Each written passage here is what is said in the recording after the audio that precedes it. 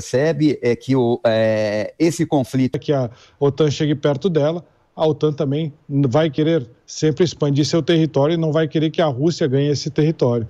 Bom, para esse bate-papo eu gostaria de conversar agora com o professor de Geopolítica da Universidade do Estado do Mato Grosso, a Unimat, Sinop.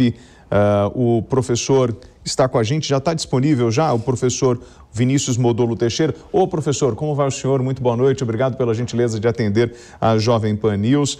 O primeiro questionamento, em função dessa zona de conflito que nós temos entre Rússia e Ucrânia, como vai ficar depois esta fronteira entre Rússia, União Europeia, OTAN, depois de toda essa turbulência, como fica a geopolítica nessa região? Será que nós vamos conseguir restabelecer a ordem ainda nesse território? Será possível isso através da diplomacia? Boa noite, William. Boa noite aos espectadores. Eu acho que nós estamos agora em cima do cavalo da história, estamos justamente no momento de transição. Certamente o que virá depois não é nada parecido com o que já se estabeleceu no momento anterior. A Ucrânia, ela não vai ser da mesma forma, não vai haver a mesma fluidez, nas relações internacionais entre a Europa e a Rússia. Eu acho que isso vai ficar bastante marcado, até pelo peso das sanções, como foi a reação, e também pela Rússia se propor ir à guerra. Eu acho que isso acaba causando uma distensão, uma situação que dificilmente retorna ao ponto que nós tínhamos antes de 24 de fevereiro. Ouvindo os comentaristas da Jovem Pan, eu tendo a concordar que talvez o futuro da Ucrânia ela seja realmente de uma divisão. Há uma porção, quando nós vemos o mapa da Ucrânia por divisão étnica, a parte leste com muito mais russos étnicos e a parte ocidental, a parte oeste, muito menos, com uma população muito mais voltada para a Europa, de origem eslava mais europeia. Então, talvez nós temos aqui no futuro não muito distante uma situação parecida com a Guerra Fria, com duas Ucrânias ou uma nova Rússia e uma Galícia, uma situação que pode se transformar numa tensão permanente, como foi com Berlim, como foi com a Alemanha Oriental e a Alemanha Ocidental. Marco Antônio. Boa noite, professor. Professor, dentro aí de uma série de declarações que são altamente interpretativas por parte de Zelensky, eu gostaria de refazer uma provocação que eu fiz agora na parte da tarde, para tentar obter um pouco da sua concepção e talvez leitura do assunto. Zelensky tem vezes que ele joga para a população ucraniana de uma forma motivacional, na figura de um líder. Então ele fala, estamos próximos da vitória. Por outro lado, quando ele faz uma declaração a respeito da OTAN, como essa, foi e agora ainda é objeto de especulação sobre se isso seria uma possível sinalização dentro de uma mesa de negociação para começar a desenhar um possível acordo, começar a desenhar uma concertação de interesses que daí podem envolver, sim, a entrega dos territórios separatistas, talvez desmilitarização em parte da Ucrânia. Aí vem a questão que foi colocada pelo Piperno agora há pouco, sobre se isso importaria na sua saída do governo ou não, efetivamente, Se seria uma saída honrosa, desonrosa, como que isso importaria também para a democracia ucraniana ou numas eleições ucranianas, o que seriam umas próximas eleições livres depois de um acordo desse tipo ou desse teor. Eu queria entender um pouco de você sobre essa leitura. Então, ele está jogando, nesse caso, com essa declaração sobre a OTAN, mais para o ambiente internacional, ou ele está realmente buscando começar a desenhar um possível acordo que vai ser objeto de deliberação nas mesas de negociação? Estando no 20º dia do conflito, dessa guerra, eu acho que a primeira sinalização que ele passa ali de possível reconhecimento da impossibilidade de aderir à OTAN, já dá uma sinalização que as negociações podem fluir nesse sentido, no caminho que a Rússia requer, de transformar, retornar, na verdade, a Ucrânia a uma posição de neutralidade entre esses dois polos de poder, tendo a Rússia de um lado e a OTAN, a Europa, do outro. Então, é interessante, sim, que ele passe, nesse momento, a fazer essa sinalização até para que as negociações avancem. É bem difícil dizer qual seria o destino do Zelensky, né? Enquanto a população, nos primeiros dias, ele transformou-se num bom animador, né, da moral das tropas e da população, no ponto de vista político, ele requeria algumas questões ali que eram impossíveis de você conseguir, como zona de exclusão aérea, por exemplo, ou mais reforço, mais aeronaves, mais armas, coisas que complicariam e implicariam, na verdade, na posição da OTAN dentro do conflito, agravando mais a crise. Nisso ele acaba errando bastante e acaba não conseguindo cumprir esse prometido. Então, no futuro, fora da OTAN, com uma pacificação da Ucrânia, talvez ele ainda tenha um valor histórico, um peso ali, como uma pessoa que conseguiu trazer para a negociação, para termos sensatos em vez de um conflito. Então pode ser que ele seja um tanto mais valorizado. Agora, é difícil dizer que ele continue sendo presidente do país num pós-guerra, onde a Ucrânia certamente perde porção territorial, perde posições ali que desde 2008 vêm sendo construídas em relação à OTAN, à União Europeia. Há um ponto na Constituição ucraniana que é a adesão à OTAN e à União Europeia. Esses dois pontos eles são constituintes ali. E se o presidente decide não cumprir, isso pode ser alvo de um impeachment, então ele pode ser retirado do poder. Então, essa situação dele admitir a não entrada da OTAN, ou mudar a Constituição, ou fazer uma denúncia desse ponto da Constituição, pode sim, até constitucionalmente, ali, por um impeachment, por uma situação interna, ele ser retirado no momento seguinte. Mas é lógico que ele já marcou sua posição como um líder ali. Tem controvérsias, logicamente, né? Esse apoio que ele está dando à moral das tropas, da população, e também com armas, é um ponto talvez que de um lado seria positivo, mas ele entregar armas na mão de civil e convocar civil para resistência é um ponto que pode ser muito questionado e pode ser inclusive incriminado ali como um crime de guerra, né? Isso é uma situação bastante complicada.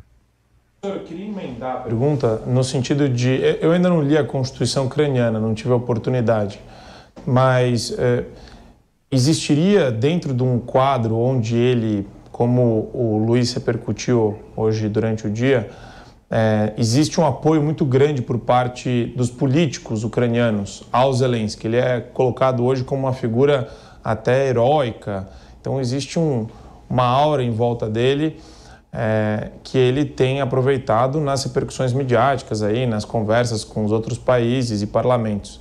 Você acha que isso seria possível para empurrar, eventualmente, uma reforma constitucional dentro de uma situação de guerra? Quer dizer, primeiro que a Constituição deveria permitir, o que eu acho difícil, mas a gente sabe como a Constituição pode ser emendada aqui no Brasil. A gente já emendou a Constituição mais de uma centena de vezes em menos de 33 anos de nova Constituição. Então, e maneiras de reinterpretar ou de aplicar os termos constitucionais, também as disposições constitucionais, ainda mais numa situação dessa, onde você vai querer, de alguma forma, resolver o conflito.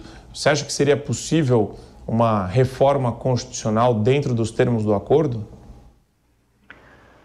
A Constituição ela deve prever talvez algumas emendas, mas isso num tempo de discussão, um tempo pacífico. Num tempo de guerra, acho que tudo o que está colocado ali, né, desaparece das realidades, né, que foram estabelecidas na Constituição. Então, eu também não sou especialista na Constituição ucraniana, mas talvez a saída para esse conflito, para essa crise, um tanto mais moralmente aceito por ambos os lados, seria realmente reformar essa Constituição, que já foi o ponto de partida, né, de querer aderir à OTAN, o passar a linha vermelha que os russos estabeleceram, né, e isso daí, constitucionalmente, sendo um ponto, né, de debate, sendo algo a ser alcançado, né, sendo retirado isso, eu acho que melhora bastante a posição ucraniana, pode ser negociado talvez com menos perdas, talvez com um fim do conflito mais breve. É lógico que também não é só isso, né, não é só a adesão à OTAN. A adesão da OTAN é o que motiva, mais do que tudo, esse conflito, mas o reconhecimento das áreas de fronteira ali, com população russa, do Donbas, e também do reconhecimento da Crimeia, que já foi reanexado pelos russos em 2014, também são pontos ali bastante delicados. Então, até onde seria possível que a popularidade que o Zelensky construiu nos últimos dias em meio ao conflito, poderia resistir a essas perdas territoriais, a uma situação onde um acordo, que logicamente numa posição que a Ucrânia está hoje, não vai ser benéfico para ela, até que ponto ele poderia resistir, né, dentro dessa cessão de território e cessão com pontos constitucionais que foram já debatidos anteriormente. Professor, vou fazer uma provocação para o Piperno aqui, porque é o seguinte, nós já falamos de guerra longa, guerra curta. Existe a possibilidade nesse cenário de uma terceira grande guerra, ou toda a Europa em guerra.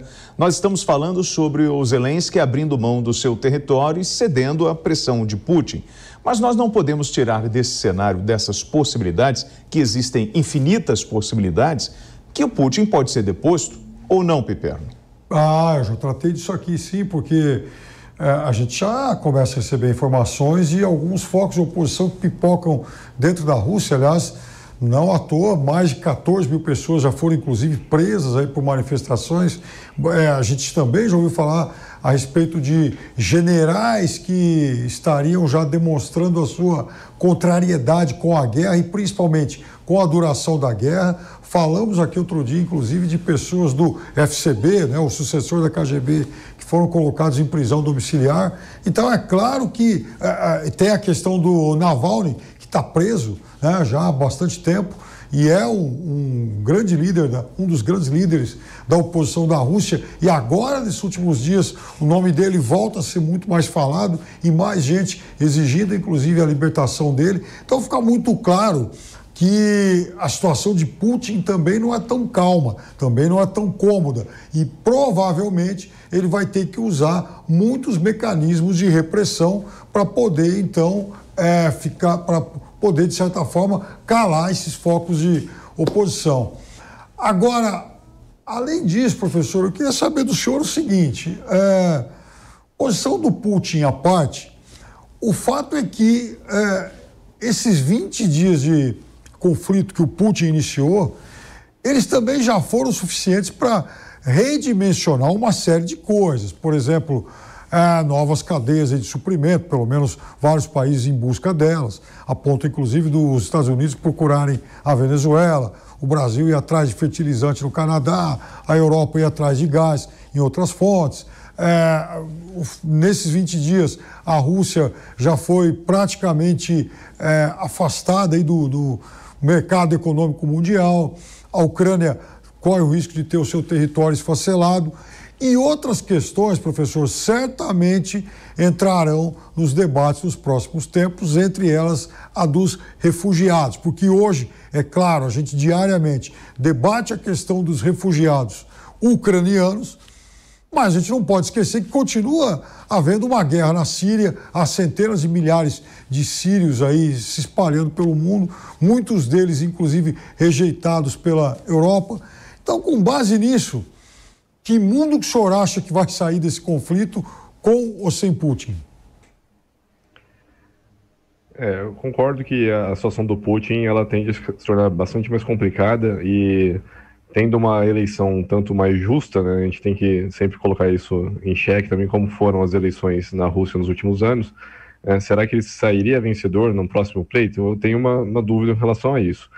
Agora, o mundo que sai desse conflito é um mundo novo, é um mundo redimensionado, realinhado, é um mundo que, infelizmente, a minha geração, eu tenho 34 anos, eu não aprendi a viver num mundo de conflagração, né? Eu vivi praticamente a onda liberal pós-Guerra Fria, então é uma experiência nova, tem um mundo com tensões e também é a primeira vez que eu me recordo de uma possibilidade de guerra nuclear ser cogitada. Então um mundo muito mais complexo, a gente está vendo agora emergir desse conflito, um realinhamento de posições da Europa, do Ocidente em relação à Rússia. O isolamento comercial russo é algo muito sério, né? Vamos ver até onde isso vai conseguir ser suportado, porque achar fornecedores de outros produtos talvez seja fácil. O problema é a que preço vão nos fornecer, porque isso vai gerar uma inflação dos preços das cadeias produtivas pelo mundo todo. Então, vocês mesmos comentaram, né? O mundo vai pagar essa conta. Então, até que ponto a gente vai poder suportar essa nova esse redimensionamento econômico. Do ponto de vista estratégico militar, o realinhamento com a China, ali, da Rússia e da China, que é uma parceria já firmada desde os anos 90, há uma certa dependência dos dois lados, né? A China, num primeiro momento, dependia bastante da cadeia de fornecimento de armas dos russos, né? E agora os russos, de uma certa maneira, também dependem tanto da compra dos seus insumos, como também de algumas tecnologias no topo da cadeia da tecnologia. Então, isso tende a reforçar esses laços. E também não esquecer que há, assim, uma outra organização que cada vez mais vai ganhar peso, e isso é pouco discutido. A Ucrânia estava no meio de duas grandes organizações de cooperação em defesa, a OTAN de um lado e o Pacto de Xangai, que é liderado pela China, mas tem os russos como componente essencial do Pacto de Xangai, ele está sobre a Eurásia, e a Ucrânia está nesse ponto de choque entre essas duas grandes organizações. Então, o território da Ucrânia, ele era ali aquele algodão que separava esses dois grandes cristais aí que estavam sendo colocados em atrito, né? Agora, não tendo mais a Ucrânia como um ponto de separação ali, de amortecimento, um buffer, você não tem ali mais como, talvez, mediar tensões. Então, talvez é um mundo que eu não me acostumei a viver. Meus pais, eles foram criados na antiga Guerra Fria, talvez a ameaça, né, seja mais constante agora, né? Pela primeira vez eu vi ser debatido e vi em alerta forças nucleares, né, a ponto de poderem ser utilizadas, mesmo que de uma pequena chance, mas isso já é o suficiente para assustar a gente, né? Professor, é que o senhor, como um jovem, o senhor é filho de um mundo pós a teoria lá do Fukuyama, de vitória da democracia liberal, estabelecendo uma espécie de fim da história. Quer dizer, o mundo ia até ali e esse seria essa seria a vitória final, né? Coisa que os últimos anos vem mostrando, vem, de certa forma, contrariando um pouco isso, a ponto, inclusive, do Fukuyama já ter dito que não era bem assim. Agora, professor, também dá para a gente hoje apontar, pelo menos, um grande vencedor nessa guerra, a indústria bélica, porque a partir do momento em que esse conflito realmente se estabeleceu e ganhou peso, a própria OTAN, os grandes países da OTAN já anunciaram, inclusive, que vão aumentar os seus orçamentos militares, porque também acabou aquela era pós-Guerra dos Balcãs de total tranquilidade em solo europeu, né? Quando a gente analisa os gráficos, principalmente quando a gente pega os gráficos do CIPRE, quando a gente trabalha a curva, né, de crescimento ali dos orçamentos militares, nós vemos os anos 90 até 2001, antes do ataque das Torres Gêmeas, uma queda, né, significativa dos orçamentos militares no mundo. Após 2001, a guerra ao terror começa a justificar a implementação de novo ciclo armamentista no mundo. Agora, nos últimos anos, quando a China se propõe ali a realmente defender a sua zona de interesse, o Mar do Sul da China, o Mar do Japão, como áreas de expansão e de segurança do próprio país, e os Estados Unidos se alinham novamente a aliados, propuseram recentemente a AUKUS, né, junto com a Grã-Bretanha e a Austrália, nós temos aí uma redimensão também do orçamento militar mundial. Na era Trump, né, passada, a OTAN foi questionada, né, porque nós devemos criar ali orçamentos militares de pelo menos 2% nesses países membros da OTAN. Muitos não conseguiam. Alguns países da OTAN são dependentes da proteção conjunta, como por exemplo, os países bálticos, que não possuem força aérea.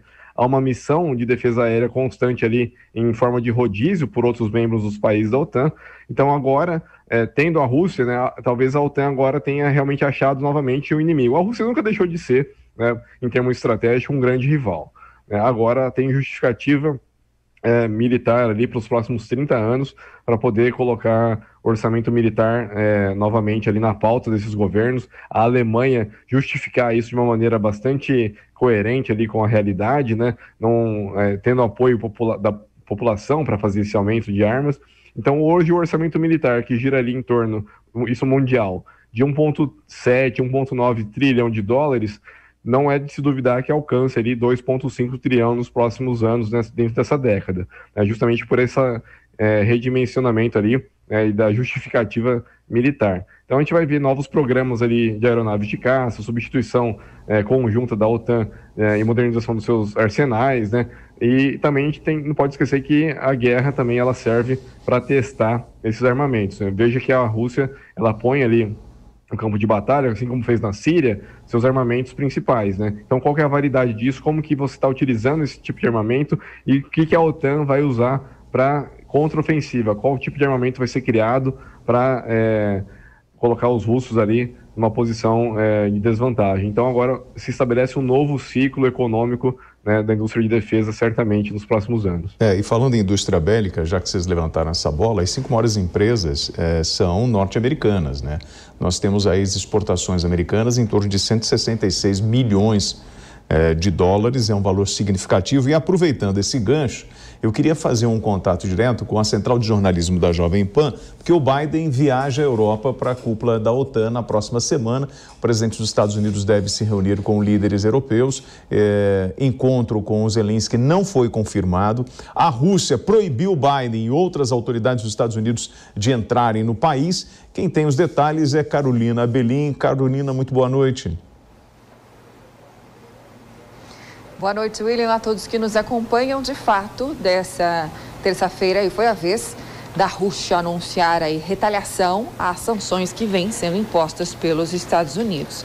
Sanções a 13 norte-americanos, punições que incluem inclusive a proibição de entrada no território russo. Entre esses 13 aí estão o presidente Joe Biden, também o secretário de Estado Antony Blinken. O governo russo classificou essa medida como uma consequência inevitável do comportamento russofóbico que vem sendo adotado pelos Estados Unidos e diz que mais sanções virão em breve, também contra mais funcionários norte-americanos, legisladores e pessoas públicas também que estão na mídia nos Estados Unidos e que vem adotando, segundo o governo russo, esse comportamento que eles chamaram de russofóbico. Na semana que vem, de fato, Joe Biden deve estar na Europa. Ele desembarca no dia 24 de março em Bruxelas, onde participa de uma cúpula extraordinária da OTAN, da Aliança Militar, que é para discutir o conflito e também uma possível reação da OTAN no caso de que o conflito se caminhe para a invasão de algum país membro da Aliança Militar. Na sequência, ele também participa de um encontro de líderes do bloco europeu para discutir também o conflito. Volto com você. Obrigado, Carolina Belim, pelas informações. Professor, essa viagem de Biden, como isso nós devemos encarar esta movimentação do presidente americano? Os Estados Unidos, eles são a liderança dentro da OTAN, então fazer uma cúpula em Bruxelas com a sua liderança, ela demonstra a importância do encontro ali. É lógico que esses encontros eles são feitos ali com tempos já pré-definidos, mas uma cúpula de emergência ela retoma ali então a importância do momento. As decisões ali que realmente devem ser colocadas em questão seria a possibilidade de algum tipo de ajuda, acolhimento ali dos refugiados, que também é um problema de segurança dentro da OTAN, mas eu não creio que efetivamente algo possa ser feito como o próprio Zelensky quer, né, que é a criação de zona de exclusão aérea ou envio de mais armas. Isso caracterizaria um envolvimento direto e aí sim um aumento significativo, né, da possibilidade de um conflito generalizado. Então, a viagem é uma sinalização, né, que realmente eles estão se importando, estão atentos ao problema, mas não creio que avance para questões práticas.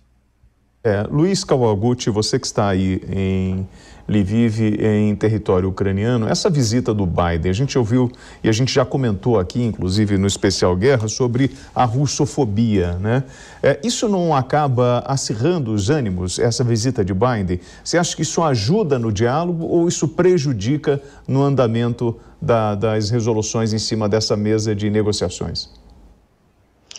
Olha, aqui na Ucrânia, as autoridades estão apostando muito em trazer, principalmente aí os Estados Unidos, mas também a Grã-Bretanha e os países aí da União Europeia, esses mais do Oeste, e tentar unificá-los aí para fazer para dar um apoio militar maior para a Ucrânia. Eles não estão discutindo aqui no dia a dia, no cotidiano, se isso vai levar a uma guerra maior ou se isso pode levar o conflito para o resto da Europa ou se pode escalar para uma guerra mundial. Eles não estão preocupados com isso, eles estão precisando de apoio agora, eles estão precisando de munição agora, eles estão precisando de zona de exclusão aérea agora. Então, isso não entra muito na balança aqui do ucraniano. O ucraniano quer ajuda e ele acha que ele vai conseguir ajuda nas potências ocidentais. Ele não quer se alinhar com a civilização russa, ele quer se alinhar com a civilização ocidental.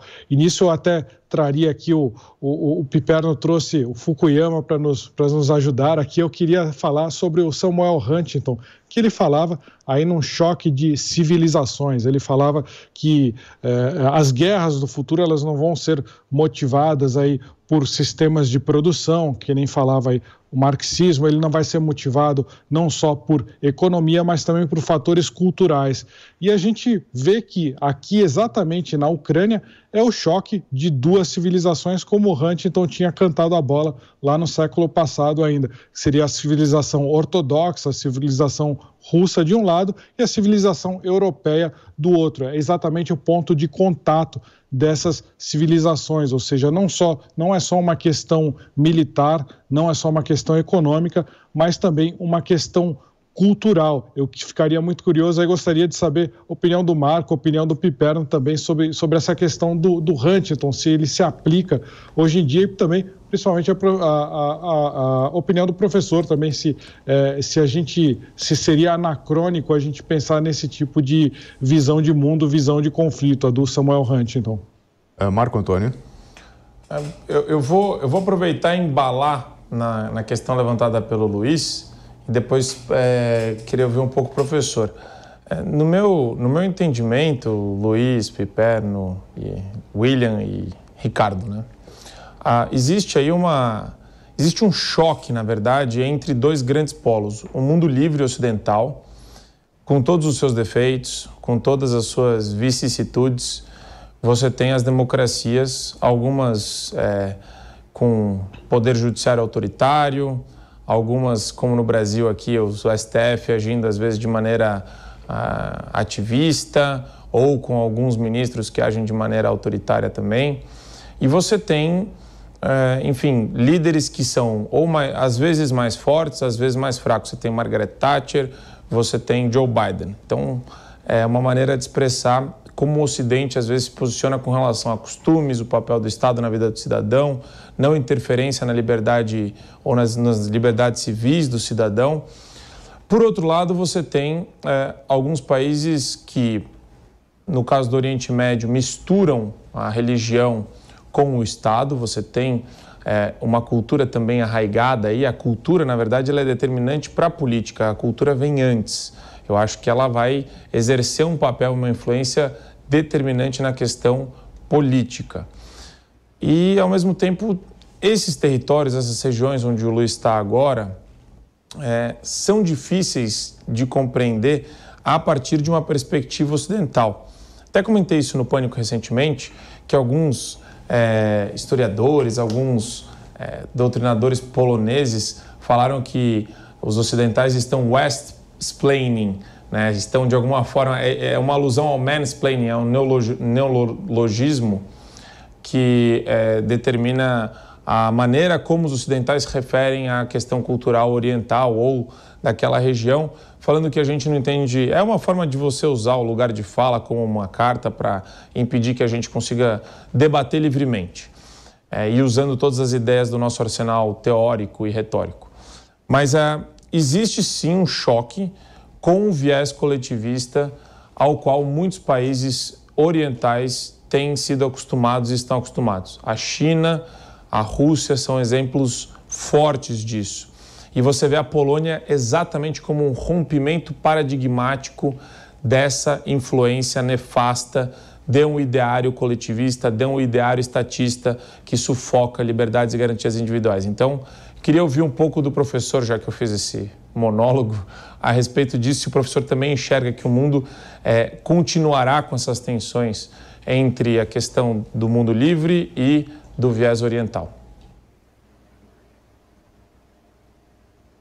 Professor, o senhor está me ouvindo? Ricardo? Sim.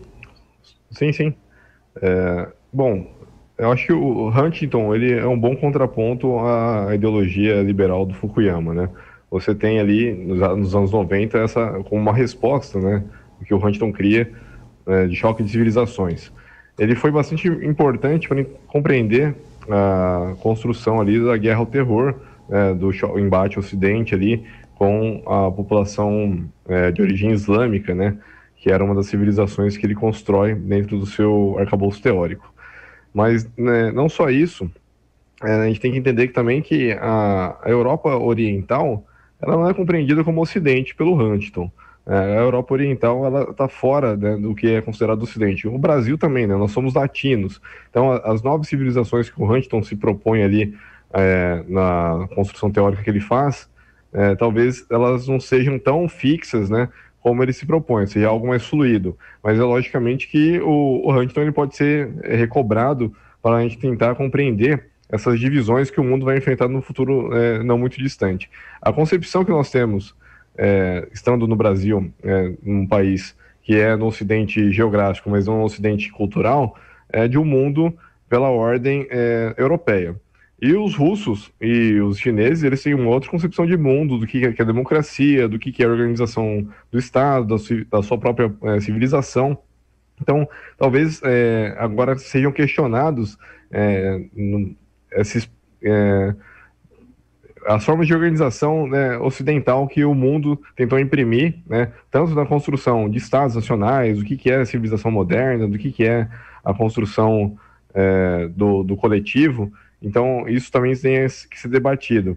A Ucrânia está justamente nessa área pivô, né, onde vai ser decidido ali para que lado, né, talvez rachando a Ucrânia ao meio, onde vai ser colocado a civilização ali eslava do leste europeu. A Polônia, estando ali numa situação de fronteira, né, com esse problema, logicamente deve querer debater isso com mais afinco.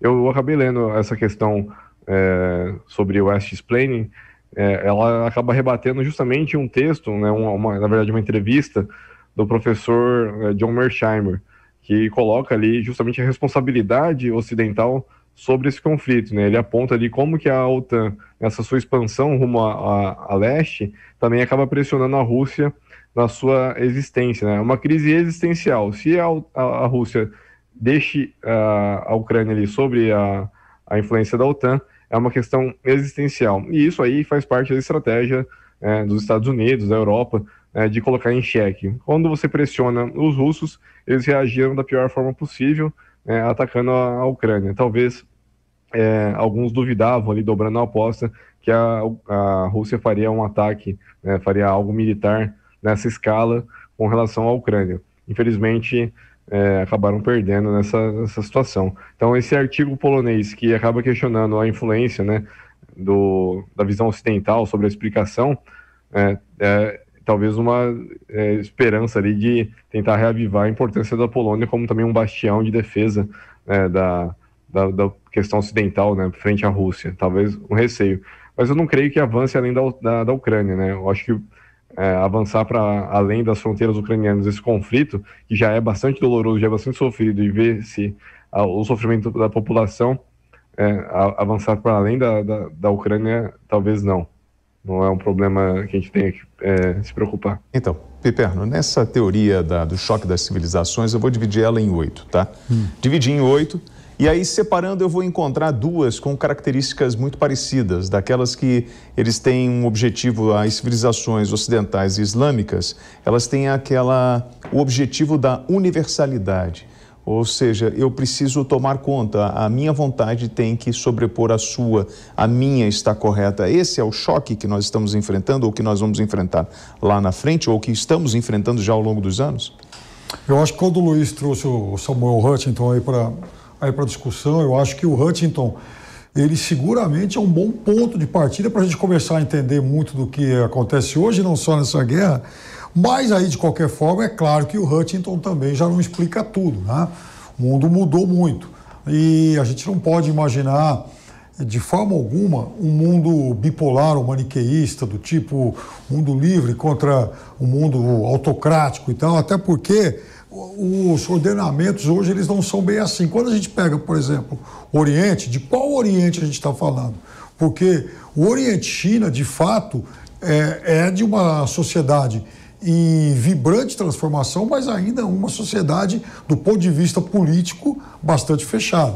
Mas é também, por sua vez, uma sociedade bastante diferente, aliás, totalmente distinta do que acontece, do que se tornou, por exemplo, o Japão, ou a Coreia do Sul e outras tantas nações do Oriente, né? Lá, enfim, na parte oriental do mundo, inclusive, a gente não pode esquecer que a gente tem a Austrália com valores muito mais próximos aos nossos daqui. Da mesma forma, a gente também, Luiz, enfim, professor, William, Marco, e o William citou o Huntington agora, quando a gente fala, por exemplo, pega uma das civilizações do Huntington, aí, por exemplo, a civilização latina, ela também não é um monolito, né? A gente tem valores diferentes, inclusive valores políticos muito distintos de um país para o outro. Aliás, a gente tem, em compensação, a gente consegue estabelecer alguma similaridade de valores entre alguns líderes daqui e alguns líderes da Europa. Por exemplo, Bolsonaro, quando foi visitar o Putin, disse que o Putin era alguém da paz, se identificou com ideias políticas do Putin. Então, isso também acontece. O mundo, ele não se permite hoje esses ordenamentos, eu diria, tão homogêneos e simétricos como, às vezes, a gente imagina que, enfim, a literatura possa apontar para nós. Marco pediu a palavra.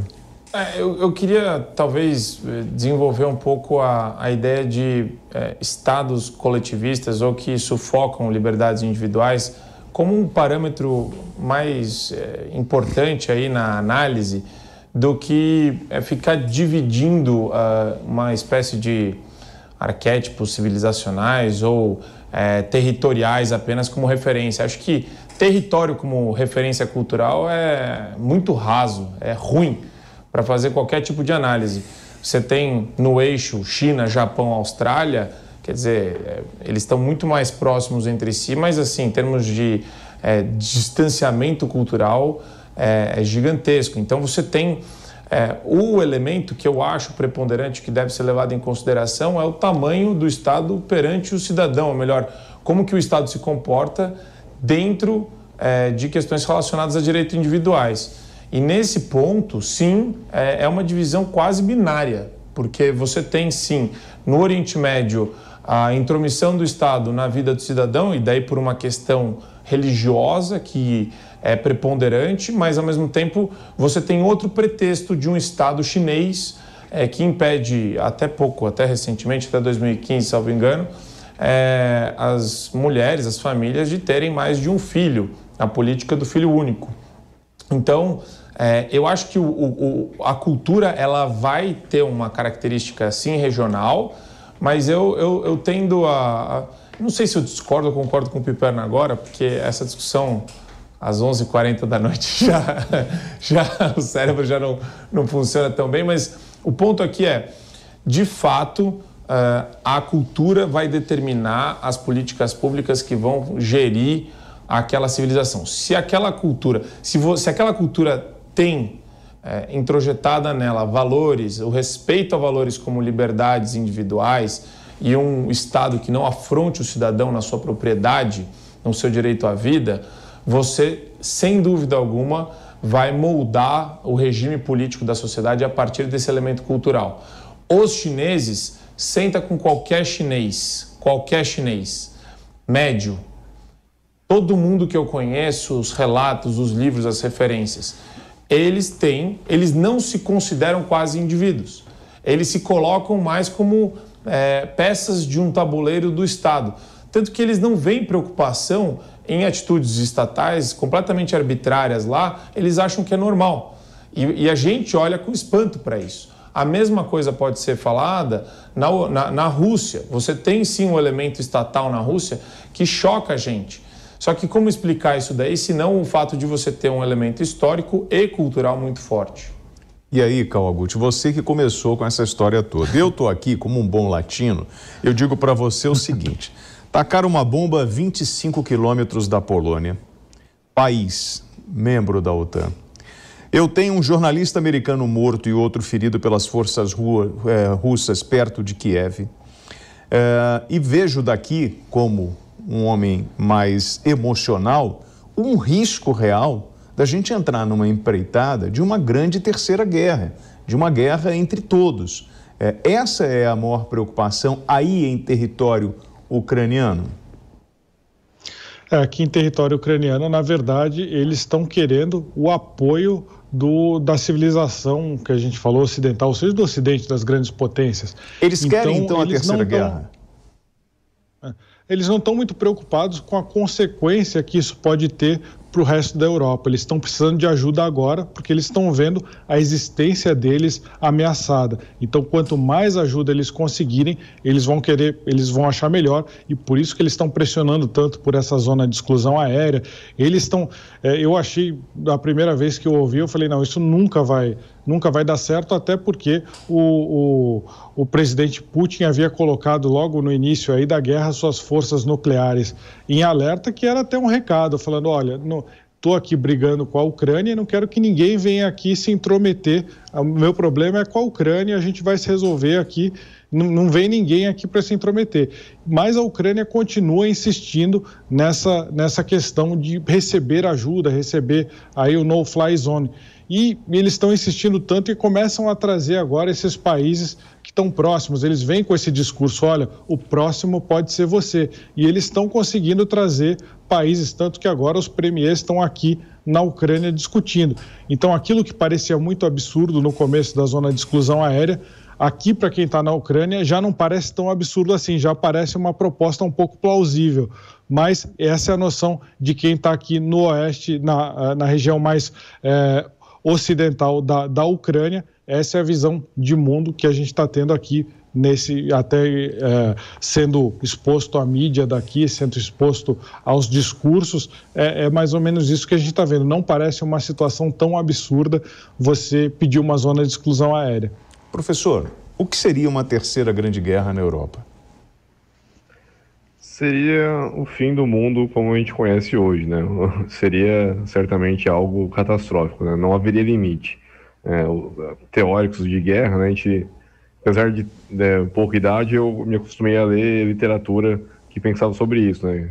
Tom Clancy, outros autores que pensavam a Terceira Guerra nos anos 80, durante um momento que estava ali a tensão aumentando novamente. E qual seria o limite de uma guerra mundial? A princípio pode-se ter uma proposta de uma guerra convencional, mas logo em seguida um dos lados perdendo ou tendo uma desvantagem, o uso de armas nucleares táticas, né? E isso logicamente abriria as portas para armas nucleares estratégicas. Então eu não vejo condição de haver uma guerra mundial sem o uso desses artefatos. Nenhum lado que possui essas armas aceitaria perder, aceitaria a derrota sem o uso, né? As cabeças pensantes da estratégia desses países não se colocariam ali questões morais para a utilização disso, né? Tendo em vista a derrota. Então eu não vejo sem um frio na espinha, né, a possibilidade de uma guerra mundial nesse sentido. Então não sobraria esse mundo que nós vemos hoje. Eterno. Olha, professor, então eu não queria assustar o senhor não, mas eu vou colocar mais uma sombra aí para o senhor refletir.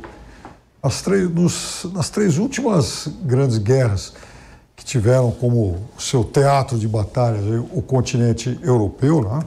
A Primeira Guerra Mundial, a Segunda Guerra Mundial e depois a Guerra dos Balcãs, os Estados Unidos demoraram para entrar, mas acabaram entrando mais tarde, professor.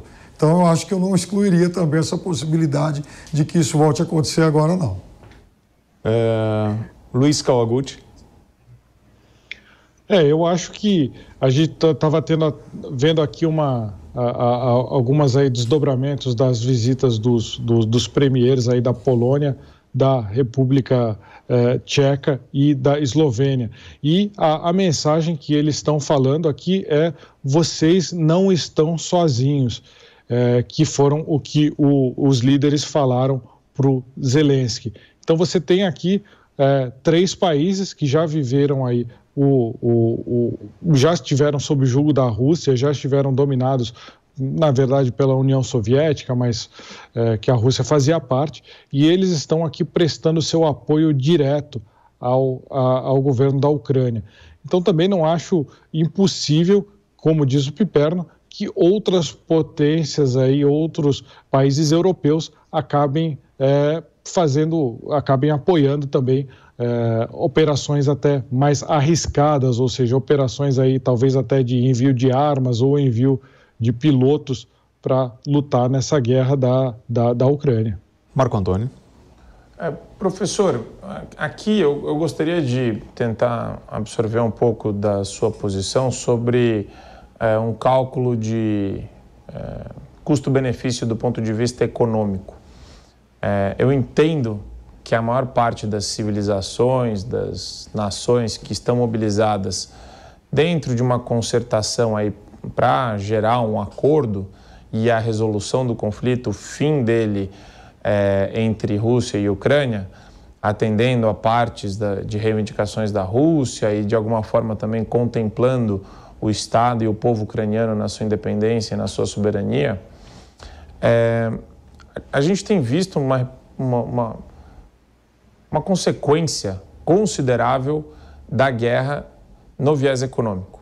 A oscilação agora do barril do petróleo, que despencou para menos de $100, junto com o valor de algumas commodities, isso daí deixa o mercado ocidental, o mercado mundial em parafuso. Isso daí é uma insegurança. A gente já tem que lidar com insegurança jurídica, custo Brasil no nosso país, limitação de acesso a fertilizante, a várias outras questões que a gente depende de países, no caso agora da Rússia. Então tem uma série de elementos que geram insegurança para o dia a dia do brasileiro.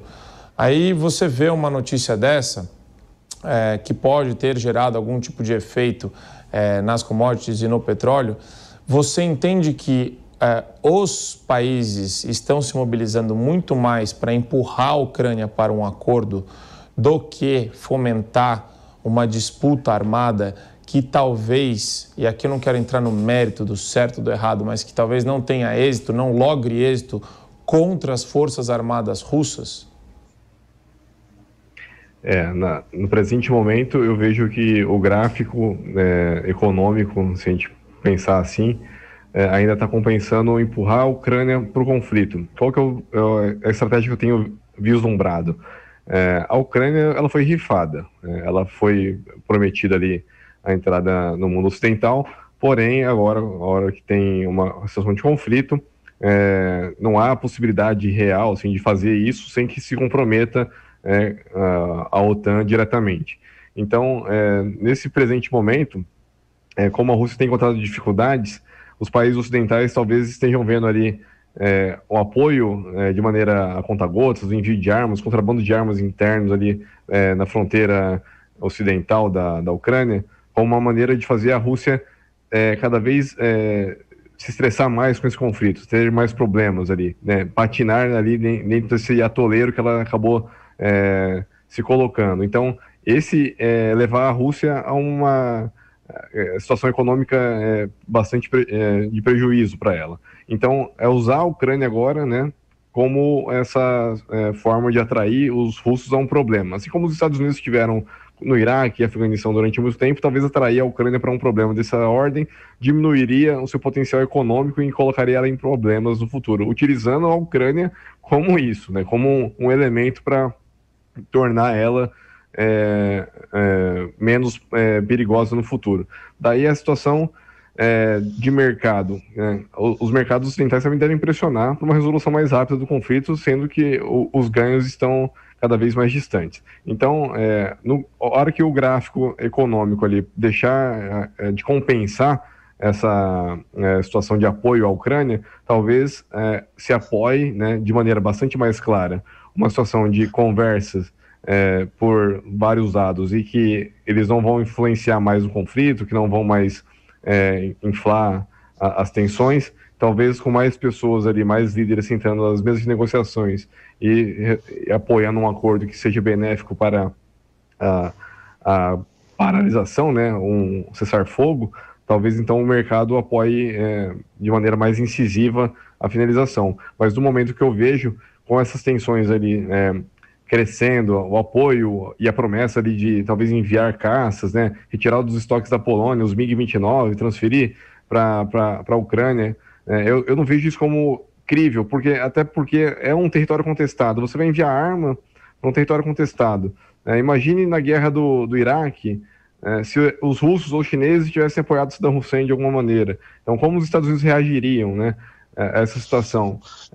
Então, enviar armas para esses países, para um país que está em confrontação ali, é só jogar mais combustível no fogo, né? Então, não vejo que vai levar a Ucrânia a uma vitória, mas sim, eles esperam que a Rússia se complique cada vez mais, né, e perda de vidas ali vai aumentando significativamente, né? Você que já cobriu vários conflitos, né? Queria te fazer uma pergunta que é a seguinte: a guerra, ela faz parte da natureza humana? Aqui falhou comigo? Com você mesmo. Opa, você que já fez várias coberturas de conflitos, aí eu te pergunto, a guerra faz parte da natureza humana? Eu acho que a gente... Eu li não sei a citação exata, mas eu estava lendo uma coisa que eu achei interessante. A única coisa que a história explica, a única coisa que a história ensina para o ser humano é que ele não aprende nada com a história, porque senão a gente não teria uma guerra como a gente está tendo agora, né? Eu achei extremamente interessante a exposição do professor Ricardo aqui, e eu acho que esse é um ponto que tem que ser ressaltado, que como que é muito conveniente para a OTAN e para o Ocidente jogar a Ucrânia nessa situação. Você enfraquece a Rússia, você tem a expansão da sua aliança, e você, no fim, você está num conflito aí com perdas de vidas. Não estou falando que a OTAN é favorável aí ao conflito, ao sofrimento humano, mas é muito conveniente para a OTAN a situação que está acontecendo agora, né? Da natureza humana? Olha, hoje, Luiz, estava lendo um texto escrito pelo Robert Gates, né, que foi secretário de Defesa dos Estados Unidos, num pedaço do governo George Bush e no começo do governo Obama, uns 2 anos e meio cada um aí. E ele falava exatamente o seguinte, que a Europa, ela pôde repousar em berço esplêndido aí durante 30 anos, porque ela viveu um período de extrema calmaria e tranquilidade e, de repente, ela toma um tranco e é obrigada a acordar desse sono profundo e se vê diante de uma guerra, e agora ela vai procurar o que fazer. Então, me parece que, a exceção talvez aí do governo dos Estados Unidos, que uma semana antes começou de fato a se preocupar mais com esse cenário de uma possível guerra, a Europa teve um pouco de dificuldade para acreditar que, de fato, a Rússia levaria a sério a ameaça aí de invadir a Ucrânia, né? Então, agora, ela se vê surpreendida e está tateando, buscando o que fazer e buscando encontrar uma solução para esse conflito. Marco Antônio, a guerra faz parte da natureza humana? Eu entendo que os países eles têm que rediscutir questões relacionadas, por conta desse conflito, ao papel de instituições internacionais, a sua influência no ambiente legal, no ambiente jurídico de cada um dos países. É importante retomar questões valiosíssimas sobre soberania nacional e como proteger o seu país. Isso também foi alertado pelo Trump. O Trump já tinha falado a respeito da OTAN e de questões relacionadas aí ao ao gasoduto da Alemanha. Ele já tinha feito uma análise bem interessante disso, já tinha alertado os países da OTAN a respeito dessa relação com a Rússia e eles fizeram troça, fizeram pouco caso.